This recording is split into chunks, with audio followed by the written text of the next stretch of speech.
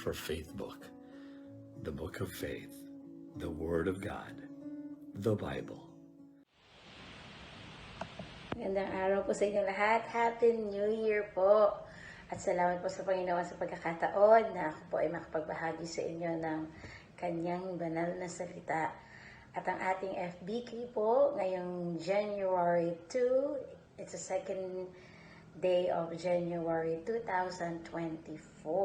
Ang bilis po ng panahon. At ang talata po natin sa araw po na ito ay matatagpuan sa Proverbs 3, 5, and 6 or sa Tagalog po ay Kawikaan 3, 5 hanggang 6. At ganito po ang sinasabi, kay Yahweh ka magtiwala, buong puso at lubusan, at huwag kang mananangan sa sariling karunungan. Sa lahat ng iyong gagawin, siya ay alalahanin upang ikay patnubayan sa iyong tatahakin. So, pagpalain po ng Panginoon ang ating binasa. So, ano po bang ibig sabihin ng Kawikaan 3, 5 hanggang 6? Ibig sabihin po nito na dapat tayo ay umasa sa patnubay ng Diyos imbes na sa sarili lang natin kapag gumagawa tayo ng mahalagang desisyon sa buhay. Lalo na po, ngayon, 2024 na, January 2. Itong taon na to, mahalaga at itong taon na to, gagawa tayo ng desisyon.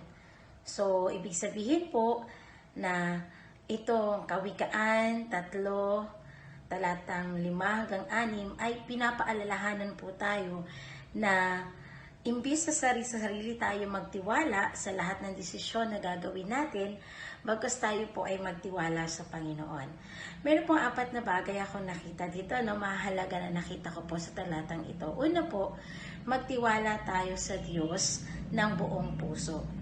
Ipinapakita natin na nagtitiwala tayo sa Diyos kapag ginagawa natin ang mga bagay ayon sa paraan niya. Hindi po sa paraan natin. Dapat tayong lubos na magtiwala sa Panginoon o sa Diyos ng buong puso. Sa Biblia po, kadalasan, ang puso ay tumutukoy po ito sa pagkatao ng individual. Kasama na po dito ang kanyang emosyon, motibo, pag-iisip, at saloobin. Kaya ang pagtitiwala sa Diyos ay hindi lang base sa nararamdaman natin. Pinipili nating magtiwala sa Diyos dahil kumbinsado po tayo at alam natin na ang Diyos ang may lalang sa atin at kung ano man ang ating gagawin, alam po ng Diyos yan. At higit po sa lahat, alam ng Diyos kung ano ang pinakamabuti sa atin. Pangalawa po, huwag tayong umasa sa sarili nating kaunawaan. Kailangan nating magtiwala sa Diyos kasi hindi tayo perpekto at madalas namamali po tayo o may mga mali tayong mga ginagawa. So, ano po ating gagawin, Kung tayo ay didepende sa sarili natin, sa nararamdaman natin, kapag gumagawa ng desisyon, baka okay naman ang resulta sa umpisa, pero kadalasan po, hindi maganda ang resulta sa bandang dulo. Di hamak po na mas marunong ang Diyos sa atin at alam niya ang lahat ng bagay. Sabi nga po, hindi pa po natin ginagawa or nasa isip pa lang natin, mangyayari pa lang sa atin, alam na po ng Diyos. Kung tayo po ay magpapagabay sa Panginoon, magiging masaya ang buhay natin. At itong taon na to, magiging masaya po ang buhay natin. At pangatlo po, isa-isip po natin na ang lahat ng tatahakin nating landas.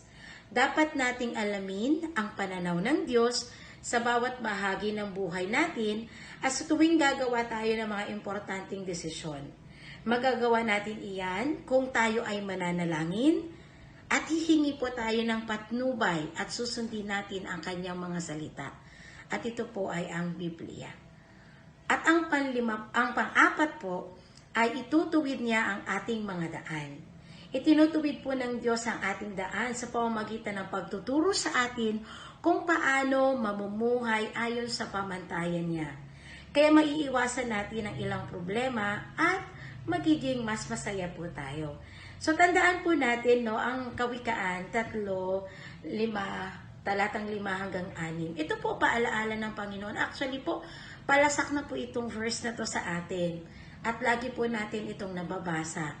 Kaya naman po, itong taon na to, tiyakin po natin at isaisip natin at lagi po nating isaisip na sa lahat ng gagawin natin, ito po ay matuto nating ipagkatiwala sa Panginoon. Kapag ganun po ang ginawa natin, magiging maayos po ang ating buhay, maiiwasan po ang problema, at higit sa lahat, magiging masaya po tayo.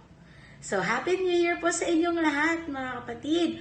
At nawa po, patuloy po tayong pagpalain ng Panginoon at huwag po nating kalimutan na magtiwala at alalahanin ng Panginoon sa buhay natin, araw-araw, minuminuto, at bawat segundo ng ating buhay. Ngayong 2024, yan po ang gawin natin sa ating buhay.